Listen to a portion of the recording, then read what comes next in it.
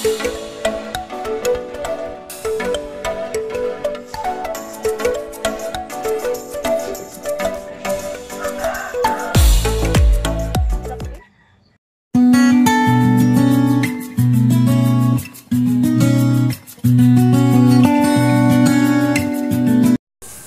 everyone! Welcome to Belen Vlogs. For today's video, ang gagawin ko naman ay magpropagate ako ng isang philodendron na black cardinal.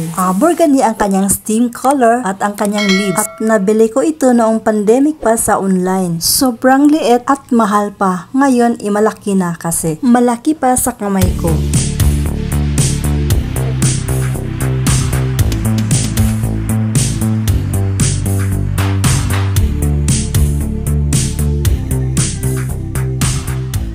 At ito ang component sa ating pagtanim. So, cocoa husk at saka konting soil at mix sa uling. Konting soil na lang ang ating ilagay kasi pagbuhatin natin ay magaan lang. Hindi na ako gumagamit ng maraming soil kasi pagbuhatin ay sobrang bigat. At ito ang ating rice hull.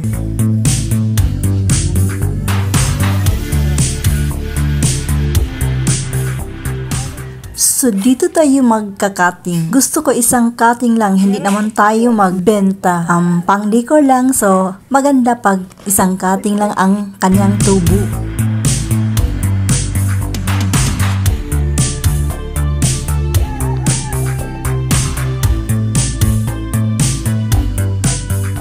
So, una ilagay ko ang cocoa husk kasi para hindi siya ang kanyang soil mag-drain. At saka rice hull ang isusunod nating ilagay.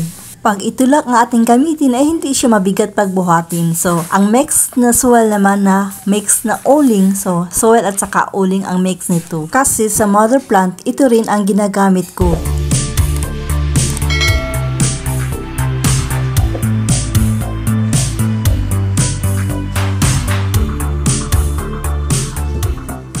Sa akin lang, ito ang aking pamaraan sa aking pagtanim kasi proven and tested ko na sa mga mother plant na ito ang ginagamit ko na soil na cocoa husk, rice hull at konting soil lang at mayroong uling. Lagyan na natin ng pool at saka itali natin ang ating halaman sa pool para hindi siya malog-alog.